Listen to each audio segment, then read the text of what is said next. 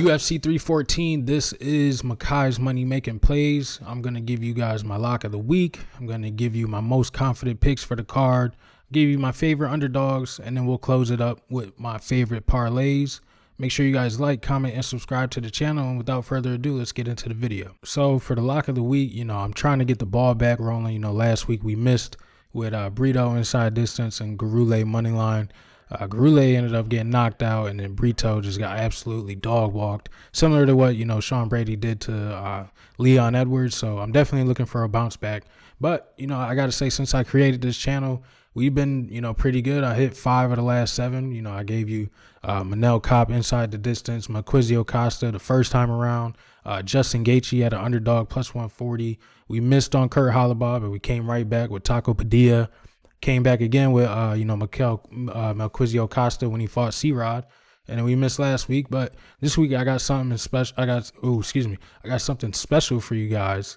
And I think you're really going to like it. So without further ado, here's this week's Lock of the Week.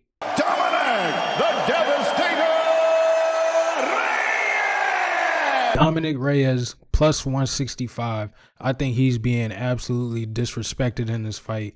I don't know when, Nikita Krylov was some high-level fighter. He's also, coming off a 2-year layoff. I think they're disrespecting Dominic Reyes, the former 2-time title challenger. And if you look at who he's fought, it's just been straight-up champions.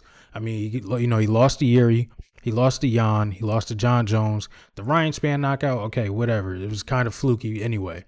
But if we really look at Dominic Reyes, in his last 4 fights, he's only been taken down once on 5 attempts. And then when you look at the John Jones fight, he was only taken down twice when John shot, 9 times. He's got an 83% takedown defense, and Nikita Krylov is not this, amazing wrestler. Sure, he's got pretty good grappling, but you got to get Dominic Reyes down first. I don't see Nikita Krylov having a lot of success getting Dominic Reyes down. And, if the fight is going to stay on the feet, Dominic Reyes has that kill switch, and I think he could definitely knock out Nikita Krylov. Dominic is coming off a 2-fight knockout streak where he caught Dustin Jacoby. That was pretty impressive. If you don't know about Dustin Jacoby, he fought Alex Pereira over in Glory Kickboxing. He's a high-level kickboxer, and he knocked him out in the first round. He showed a lot of patience in the Anthony Smith knockout as well. That showed me that he's not just going to go balls to the wall and, leave his chin out in the air, swinging recklessly. I think Dominic Reyes is definitely dialed in this time around, and I got a lot of confidence with him in this matchup.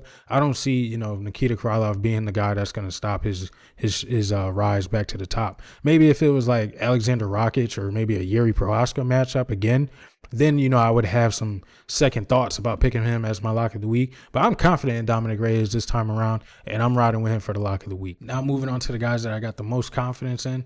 Let's get it started with Chase Hooper. His money line is disgusting, minus, like 700 now, minus 800. Chase Hooper, I think he's definitely going to be able to, get a victory here against Jim Miller. Inside the distance is definitely live. Do I see him knocking him out? Possibly. Chase Hooper's hands has definitely gotten a lot better. Submission would probably be, my method of victory choice, but I just wouldn't even touch the fight, honestly. I mean, you could touch, submission or knockout, but the money line is absolutely disgusting. So, but I definitely got a lot of confidence in Chase Hooper. He's definitely not the little boy that, the UFC has made him out to be. He's coming into his own. He's got a kid now, so, that dad strength is definitely different. And I like Chase Hooper in this fight a lot. Next up, we're going to go with Gene Silva. I think he's going to take Bryce Mitchell's heads off. I don't see, a clear path to victory for Bryce Mitchell. Yes, he can wrestle, but I don't think he's going to have a lot of success with it. Oh, Gene Silva used the front headlock to get, Charles Jourdain off of him, Listen, Gene Silva is a different type of animal. Bryce Mitchell has been starched. And then, he tried to wrestle Ilya. Ilya threw him off of him like he was a little boy and submitted him. I don't think Bryce Mitchell is going to have a lot of success on the feet or in the wrestling. I could see, look at Gene Silva's last fight. He fought Melsik Bagdasaryan, who's no slump on the feet. He's a really good kickboxer. He was playing around with him. I don't see Bryce, entertaining that, but I could definitely see him getting rocked inside the first round. I got Gene Silva clear as day. I like him by knockout too. Next up, I'm going to go with Patty the Baddie. Michael Chandler does have dynamite in his hands. I do have to respect it, but his IQ is nothing to, glamour at. I do not expect Michael Chandler to be able to, wrestle Patty. He's actually a lot bigger than he thinks he is. If he tries to wrestle him, Patty's, jiu-jitsu is amazing. I think submission is definitely live. Knockout is definitely live. I think Patty is going to, not necessarily wipe the floor at Michael Chandler, but I think he's definitely going to outclass him. And it's time to get some new blood up top, at the top of the lightweight division. I think Patty definitely has a, really solid chance of finishing the fight, but scorecards isn't, out the realm of possibilities either. But definitely a lot of confidence in Patty Pimblett. And then I'm going to go Diego Lopez. I got a lot of respect for Volk. He was a great champion, but I just think, his time is over. The back-to-back knockouts, I can't overlook it. Yes, it was short notice on Islam, got the head kick. Yes, it was short notice on Ilya, if you want to say it, but he took the fight, man. And I know he took, a year and some change off, but who's to say that his chin is fully recovered? He took some pretty clean shots. Diego is not, he doesn't have pillow hands either. Diego definitely has the chance to knock him out, submit him. He could win a decision. I'm not concerned with his gas tank. I know everyone was, giving him crap for the Dan Ige fight, but you got to look into that fight a little bit more. Fought at, he was preparing to fight at like 3 different weight classes, first of all. So, excuse me. You gotta cut him some slack. He showed up as a professional and still fought and still won. Yeah, he dropped the 3rd round, but I'm not concerned about it. Look at the fight with Brian Ortega. He went, 3 hard rounds and was whooping Brian Ortega's ass. So I'm not concerned with him gassing out in the later rounds. I think he could definitely, put the touch on Volk probably within like 3 rounds, the first 3 rounds, if I had to, choose.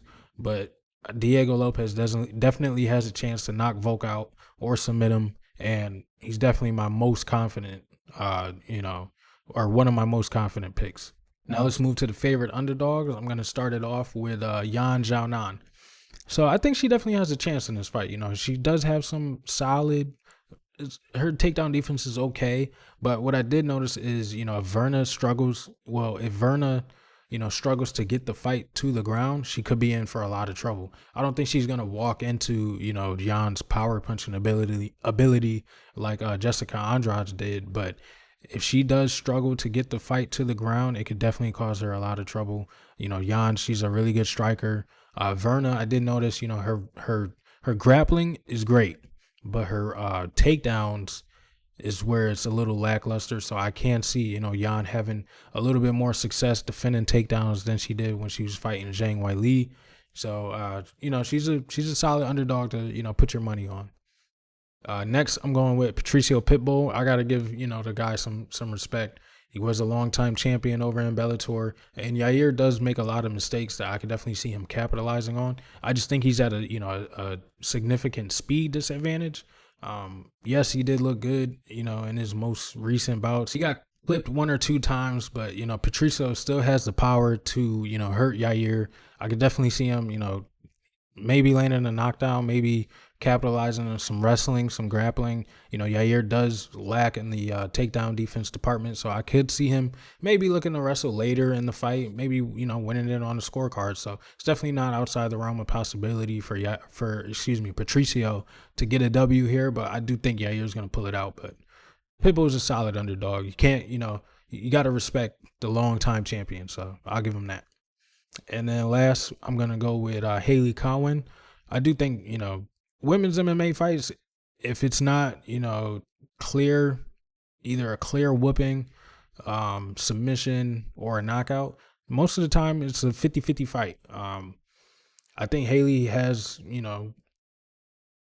I think the only thing that she really lacks is a little bit of head movement. But as far as the striking goes, I feel like they're pretty even. Nora Cornell, I've seen her get hurt before. I think Haley has a little bit more pop in her punches, and she strings them together a little bit better than Nora, in my opinion. I think that fight is pretty much 50-50. I think, she could definitely pull off a decision. I'm not impressed with her wrestling, so to say, but I think she can win a decision. So to get things started with Makai's money-making parlays, I'm going to go with Gene Silva, Diego Lopez money line. Plus 165. I feel like that's super safe.